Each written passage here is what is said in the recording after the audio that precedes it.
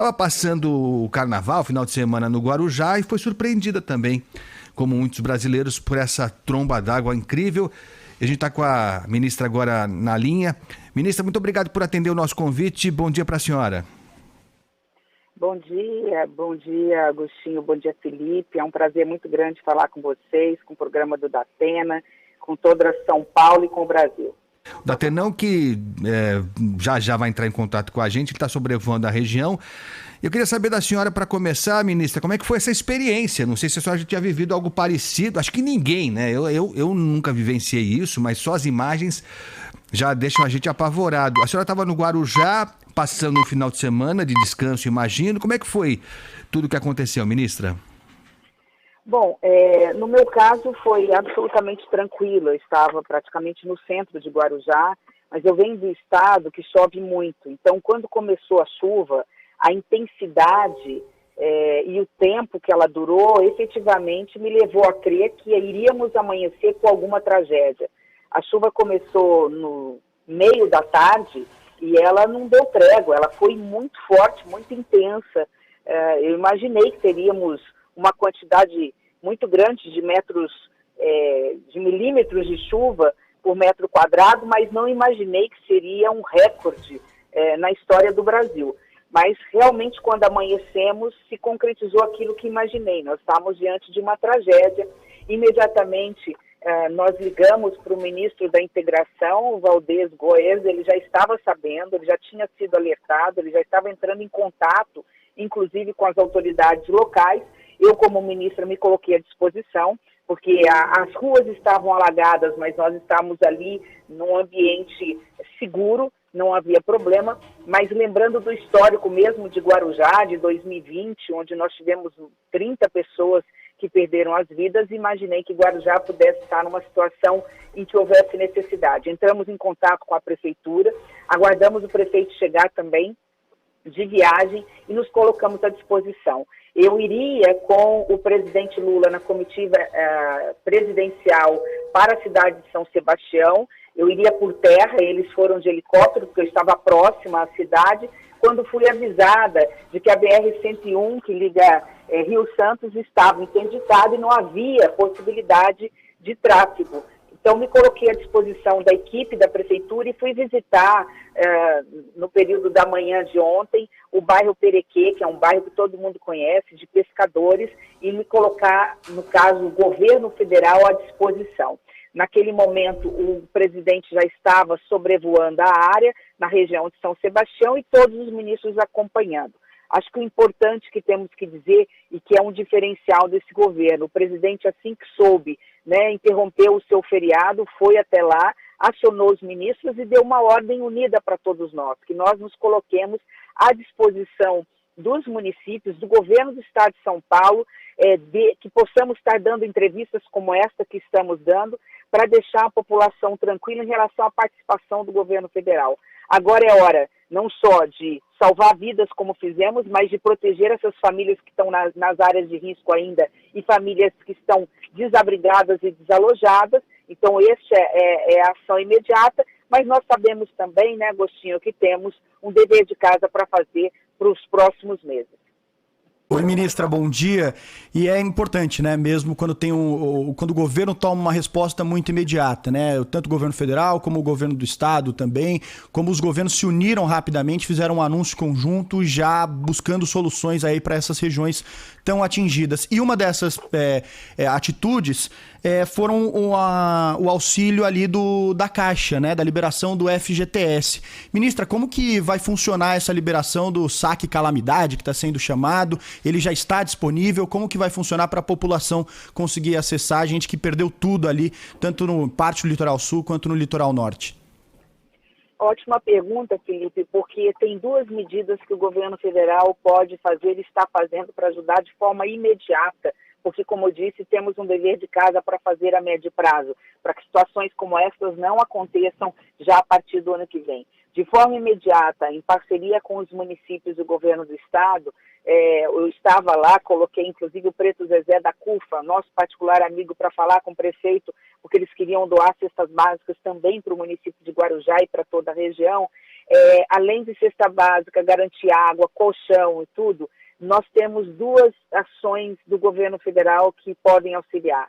Uma, a medida provisória que já foi entregue esse ano para o Congresso Nacional, já tem efeito imediato, portanto, do programa Minha Casa Minha Vida, já coloca como prioridade na fila para essas casas, inclusive com casas que começam a construção agora nos próximos meses, da faixa 1, portanto, quem ganha até 2 salários mínimos, pessoas que se encontram em estado de emergência ou calamidade pública, que é o caso exatamente dessas famílias que perderam tudo, perderam as suas casas e que estão morando em costas. No caso de Guarujá, é o que eu conheço da realidade, são 200 famílias. Elas podem imediatamente, se tem esse perfil de até 2 salários mínimos, e vindo dessas casas que desabaram, já ir entrar imediatamente furando a fila, vamos dizer assim, no programa Minha Casa Minha Vida. Da mesma forma, os municípios estão orientando e têm condições de colocar via internet, portanto, é digital, é muito rápido, cadastrando essas pessoas. A checagem com a Caixa é muito rápida, ela apenas precisa ter como condição dinheiro no fundo, ser um trabalhador que tem, portanto, dinheiro no fundo de garantia, a maioria dos trabalhadores, né, com carteira de trabalho tem, e mostrarem, comprovarem ali que eram moradores dessa região, fotografia e tudo mais. Então é um processo muito rápido. O problema está, no caso, por exemplo, de Guarujá, dessas famílias de pescadores. Eles normalmente não têm fundo de garantia. Então temos uma outra medida a fazer.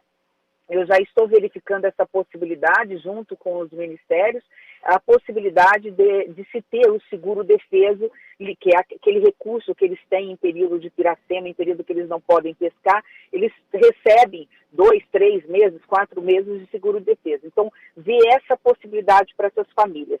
Então, sim, o fundo de garantia é rápido, vai ser liberada, a Caixa já está acionada, a determinação do presidente Lula para isso, e o programa Minha Casa Minha Vida, que é o que, como eu disse, a médio prazo a gente tem que fazer, que é tirar essas famílias das encostas. Nós temos 2 medidas emergenciais que precisamos começar agora. Primeiro, é tirar essas famílias num projeto organizado com municípios, governo do estado e governo federal. Os municípios vendo áreas seguras, portanto, doando essas áreas seguras, a maioria dos municípios costuma ter, e a participação do governo federal com o programa Minha Casa Minha Vida. Recurso no orçamento nós já destinamos, já tem recurso orçamentário. Qualquer crédito extraordinário que precise ser feito, a Casa Civil, o presidente Lula nos acionando no Ministério do Planejamento e Orçamento, é possível criar créditos extraordinários para situações emergenciais. No mais, nós temos uma LDO ser apresentada dia 15 de abril e um PPA para ser feito para os próximos 4 anos, e não podemos perder a oportunidade. Essa é a grande oportunidade de colocarmos no PPA, no plano plurianual, que vale para os próximos 4 anos, política efetiva relacionada à questão de mudanças climáticas. Esta é uma pauta e uma agenda que passou da hora.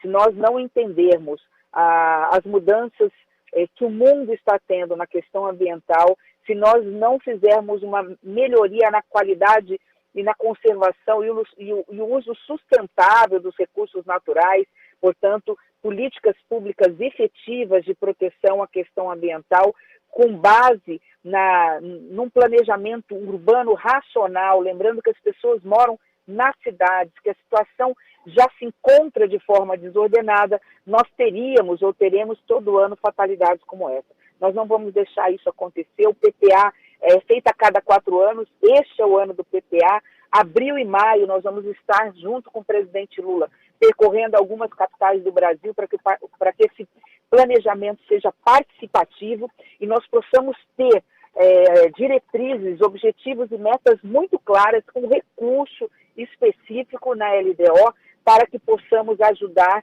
os estados e municípios a conter tragédias como essa. Nós estamos conversando com a ministra Simone Tebet, ministra do Planejamento, que está seguindo agora, saindo do Guarujá, depois dessa tragédia toda, e já anunciando medidas. Aliás, como foi feito pelo governo federal, logo de início. A senhora falou da oportunidade, ministra, acho que essa é a palavra mesmo, né? Lógico que a gente não precisaria ter uma tragédia dessa proporção para perceber que tem muita coisa errada. Infelizmente aconteceu de novo, mas talvez seja esse o momento mesmo da virada. E ontem chamou a atenção de todo mundo, a imprensa noticiou isso ficou muito claro, a postura é diferente, né?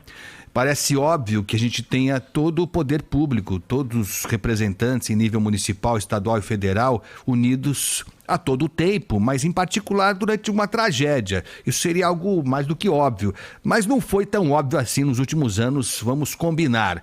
Mas ontem a gente viu isso muito de perto. O que pode ser feito para além de estancar essa tragédia momentânea, o que não é pouca coisa, mas o que pode ser feito a médio prazo, ministra, e até a longo prazo, para tirar as pessoas de áreas de risco? Não é uma resposta fácil, não é para amanhã, mas alguma coisa concreta tem que ser feita, porque senão é o que a senhora falou, independente da chuva ser mais forte ou mais fraca, as pessoas penduradas no morro vão sofrer as consequências, ministra. Você está absolutamente correto. O Brasil gasta muito e gasta mal. Estou falando do governo. Governo federal, governo estadual, governo municipal. Os impostos do povo brasileiro, que não são poucos, o povo brasileiro é um dos povos que mais paga imposto no mundo. Eu diria que é o maior pagador de impostos, tendo em vista a péssima qualidade, muitas vezes, dos serviços públicos. Ele é direcionado para os municípios, os estados e para o governo federal. Quando você olha e vai ver quais são as ações, né, para onde está indo esse dinheiro, você fala, por que está indo o dinheiro para um local, sendo que a prioridade é aqui? Por isso que eu disse do PPA, é a oportunidade que nós temos, porque ele é plurianual, ele vale para os próximos 4 anos, da gente ter um plano que vá ao encontro do interesse da população, das prioridades da população. Quais são as prioridades? A primeira infância, uma educação de qualidade, segurança pública. Eu sei que o programa de vocês relata casos escabrosos que se refere à violência nas grandes cidades, em metrópoles como São Paulo, mas a gente, quando olha e abre o PPA, por exemplo, do governo passado, você não tem praticamente nada de ação efetiva para garantir qualidade de vida nas cidades. Então, o governo federal tem que ter esse entendimento, e o governo do presidente Lula tem esse entendimento de que as pessoas moram nas cidades e que a responsabilidade pelos serviços públicos não é só do município ou do prefeito, que tem que ser compartilhado com os estados. Então, dentro desse aspecto, nós temos um recurso no Ministério da Integração e, como eu disse, pode haver abertura de crédito extraordinário ou realocamento de recursos, nesse caso específico, pensando deste ano para o ano que vem, para proteção e defesa civil. Ali no Ministério da Integração e Desenvolvimento Social é possível abrir espaço para projetos bem feitos nos municípios para contenção de encostas. Eu estive conversando com secretários do prefeito de Guarujá, por exemplo, e eles me informaram que tem 10 encostas que precisam urgente de infraestrutura, ou seja, de proteção, de ação, de intervenção. Isso custa caro. Eu fiz uma pergunta, quanto é que custa, mais ou menos, para se garantir minimamente a segurança e fazer a contenção dessas encostas para garantir que não haja desabamentos e que não hajam tragédias como essa. Eles me disseram que depende, pode variar de 30 milhões a 40 milhões, pode chegar a 50 milhões cada uma dessas intervenções. Então, um bom projeto pode ser apresentado, está declarado a calamidade pública nos próximos 180 dias. Se não entrar dentro do caso de calamidade pública essa obra de infraestrutura para execução, ela pode entrar em outra rubrica, em outro ministério, e claro que não dá para fazer 10 num ano, mas dá para começar a executar. Então, são medidas como esta agora, depois dessa fase inicial, que passado o susto, protegendo essas famílias precisam de proteção até conseguirem a sua casa própria.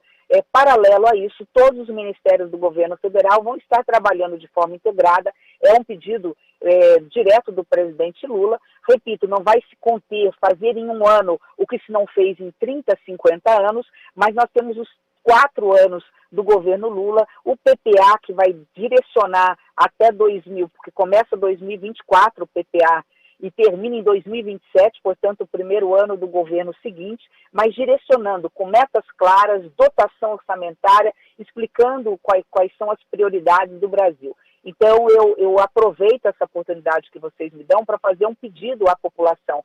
Sei que vocês são campeões de audiência, mas saber que nós temos 2 meses para fazer esse plano. Que Brasil queremos? né? Para quem queremos esse Brasil? O que efetivamente o brasileiro, o paulista, o carioca, o mineiro, o cidadão brasileiro quer que seja feito com o dinheiro que é dele. Então é a hora de participar, poder ser feito pela internet, pode ser presencial. No momento nós vamos estar dizendo onde vão ser essas plenárias, essas reuniões, e é o momento de dizer, né, a população brasileira dizer que não quer apenas recursos para a saúde, para a educação, para a segurança pública, para a moradia, mas também quer dinheiro para a infraestrutura no que se refere à calamidade pública e à questão ambiental. A questão ambiental e a sustentabilidade tem que estar no centro desse plano plurianual que nós vamos entregar para o Brasil até o final do ano. Ministra, a senhora comentou que esse saque calamidade que a Caixa vai disponibilizar está vinculado ao FGTS. Muita gente não tem o FGTS e a senhora está lutando aí para mostrar um programa alternativo, para auxiliar essas pessoas. Dentro dessa proposta que a senhora está levando também, já tem valores, tem prazo para que isso aconteça aí, para que essas pessoas não fiquem desassistidas nesse momento tão difícil? Não, foi uma ideia que surgiu de ontem, por isso que é importante a gente estar em loco, né? Também é determinação do presidente Lula. Saiam de Brasília, andem o Brasil. Eu, particularmente, já tinha esse hábito. Como sabem, eu fui pré-candidata à presidência da República, andei o Brasil, vi, lamentavelmente, a nova realidade do Brasil depois de uma pandemia que castigou e levou o Brasil novamente ao mapa da fome. Então, além desse foco de geração de emprego e renda, né, que é o primordial, e do combate à fome, essas pessoas, se não estiverem no Bolsa Família, vão ser, por determinação do ministro do Desenvolvimento Social e do presidente, imediatamente inseridos no Bolsa Família. Tem o apoio das cestas básicas e do município, e eu vi ali uma comissão, e acredito que em todos os municípios deve estar acontecendo isso, de moradores junto com o prefeito para discutir a possibilidade de kit de construção para a recuperação de casas que não estão consideradas, obviamente, eu acho que o termo que se usa não é nem risco, é condenadas, né? A engenharia normalmente usa esse termo. Casas que não estão condenadas, que têm ainda condições de ter segurança até que haja a construção de casas populares. É óbvio que os municípios vão ter que ver dentro dos seus caixas a possibilidade da kit de material de construção. No caso de Guarujá, repito, são 200 famílias, não é algo difícil de se fazer. Se houver necessidade, eu tenho certeza que o governo do estado vai dar o apoio e nós, dentro da dotação orçamentária e daquilo que a lei permite. Casos específicos como esse são resolvidos diretamente pelos municípios que costumam ter reserva orçamentária. Mas, como disse, nós não estamos fechando as portas. O governo federal tem que pensar macro, né? Construção de casas populares, contenção de encostas com recursos de infraestrutura. Aliás, não falamos aqui, mas é fundamental, sei que da Atena está sobrevoando, a BR-101, que é Rio Santos, portanto é federal, existe no Ministério dos Transportes, temos 8,8 bi para infra, mas temos transportes, mas existe uma rubrica, um programa, uma ação de 1,1 bi para a recuperação e conservação de rodovias federais.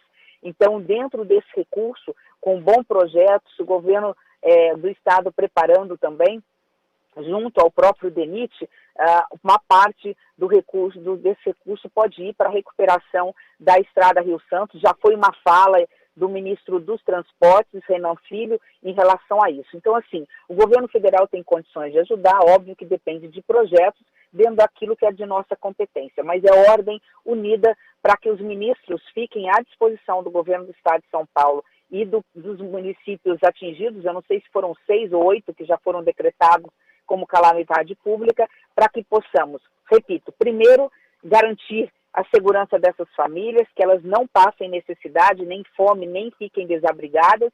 Então, essa é uma parceria conjunta, e a médio prazo que possamos realocar essas famílias, garantindo segurança, recuperar as estradas em parceria com o governo do estado de São Paulo e também garantir que elas sejam imediatamente enquadradas no Bolsa Família se não tiverem, levantar os fundos de garantia. São várias ações e várias frentes. O importante é que há um alinhamento há um entrosamento, há uma convergência e há uma vontade muito grande dos ministros e ministras do governo federal de estar à disposição do Estado de São Paulo e dos municípios paulistas. Ministra Simone Tebet, ministra do Planejamento, só para encerrar, e já agradeço demais a atenção da senhora aqui com o ouvinte da Rádio Bandeirantes. A gente estava falando da oportunidade, né? Lógico, estamos numa tragédia, chorando os mortos, os estragos são incalculáveis, né? A senhora falou da rodovia Rio-Santos. A Rio-Santos, a gente estava vendo nas imagens aqui feitas ontem pelo Datena, ela desapareceu. A Rio-Santos sumiu. Não dá para saber se tem estrada ainda em alguns trechos bem extensos. Então vai ser um trabalho de meses mesmo, talvez de ano, sei lá.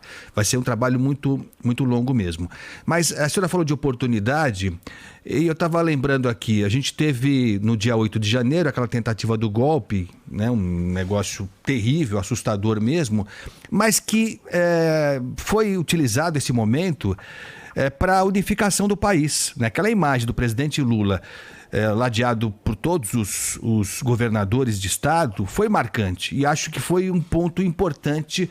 Acho que a República conseguiu fazer de um problema sério, de uma situação delicadíssima, algo que trouxe uma esperança, trouxe um ar novo para o novo governo, para os novos governos, né, que assumiram não só o federal, mas os estaduais. E agora, mais uma vez, diante de uma situação delicadíssima, como essa que atingiu o litoral norte, a gente viu ontem o presidente Lula se aproximando e fazendo questão de que o governador de São Paulo, Tarcísio de Freitas, ficasse ao lado dele para mostrar essa união. E a gente sabe a diferença que existe ideológica entre os dois. A senhora acha que a partir desses dois fatos que são terríveis e que podiam não ter acontecido, mas é possível que o país saia mais fortalecido dessas duas situações, ministra? Eu não tenho dúvida, e é preciso. Chega de guerra, chega de ódio, chega de discurso de ódio, chega de fake news, de mentiras na internet, como se nós não estivéssemos falando da vida das pessoas. As pessoas que são atingidas têm filhos, os filhos acabam tendo problemas, inclusive psicológicos, em função da exposição pública de seus pais ou deles mesmos. Nós vamos ter que enfrentar com muita coragem e determinação essa questão de fake news, né, sem tirar de forma alguma o direito de expressão, de liberdade, de todo mundo dizer o que pensa, mas dentro de critérios muito claros. O meu direito termina onde começa o direito do outro. Portanto, eu tenho direito à expressão, mas ela não é absoluta. Eu não posso imputar a alguém um crime que ela não cometeu. Eu não posso difamar alguém, eu não posso injuriar alguém e achar que não vou ser responsabilizada por isso. Estou colocando tudo no pacote porque nos últimos 4 anos é isso que aconteceu. Né? Uma terra arrasada, como se as pessoas pudessem ter o direito de destilar o ódio, de impor a sua vontade. O Brasil nunca foi assim. O Brasil é o que é, um país maravilhoso, de um povo ordeiro, trabalhador, um povo honesto, né? Um povo que sofre, mas apesar de tudo não perde a fé. Aliás, um povo cristão, um povo temente a Deus, seja cristãos ou não cristãos, nós precisamos voltar a ser aquele país. E essa união passa pelo exemplo dado pelo poder público, né, pelos políticos brasileiros, pelo governo federal. Aconteceu essa união dia 8 de janeiro, está acontecendo nesse momento de tragédia. É óbvio que tem mérito o presidente Lula, tem mérito o governador Tarcísio, que se predispôs a estar ali ao lado naquela fotografia. Então, eu acho que esses momentos mostram que é hora de união. O Brasil só vai sair da crise, nós só vamos conseguir tirar o Brasil do mapa da fome, gerar emprego, dar qualidade de vida para as pessoas, né? Afinal, eu sempre digo isso nas minhas entrevistas, citando Ulisses Guimarães, só é cidadão quem come, só é cidadão quem mora, só é cidadão quem tem emprego e renda, que sabe o ABC, que sabe escrever, né? Ler e escrever, quem tem lazer nos finais de semana. É isso que nós precisamos garantir para todos. Quando eu digo todos, é sem exceção, para todos os brasileiros. Nós não vamos fazer isso com discurso de ódio, nós não vamos fazer isso sem união. Claro que período eleitoral, mas nós temos 4 anos de trabalho. Eu mesmo só aceitei ser ministra do presidente Lula, todo mundo conhece, ou muitos conhecem a minha história, eu fui candidata à presidência da República. né? Fiquei em terceiro lugar, perdi a eleição. Aceitei fazer parte do governo nessa frente ampla para mostrar, né, que a frente democrática, a frente do centro democrática, está junto com o presidente Lula, apesar das divergências, apesar de não pensarmos igual em todas as questões, na área econômica especialmente, para mostrar que o momento é de união. Agora é hora de pensar em quem mais precisa. Nas 5.000 crianças que dormem com fome todos os dias, nos desabrigados nas encostas do litoral norte de São Paulo, mas da mesma forma das pessoas do Nordeste que estão passando fome e sede, porque tem interrupção de caminhão-pipa e daí por diante. Agora é hora de olhar para frente, mas mais do que isso, se me permitir. E este é o papel do meu Ministério do Planejamento, deixar organizado a partir de agora com ações efetivas para os próximos 4 anos, para que a gente possa resolver definitivamente os problemas do Brasil, e isso só passa por uma educação pública de qualidade. Primeira infância, ensino básico com qualidade em todo o Brasil, para que essas crianças e esses jovens não passem pelas intempéries da vida que seus pais têm. Em qualquer crise ficam desempregados porque não estão qualificados muitas vezes para o mercado de trabalho. Ministra do Planejamento, Simone Tebet, muito obrigado pela atenção aqui com a Rádio Bandeirantes. Vai ter muito trabalho pela frente, a gente já imaginava e não imaginava tamanho assim, justamente nesse período de carnaval. Gente que, né, tava muita gente, como a senhora, estava aproveitando a folga aí no carnaval, estava no Guarujá. Então eu desejo boa sorte aí e muito trabalho, que a senhora também faça um bom trabalho. Obrigado, ministra. Obrigada, bom dia a todos.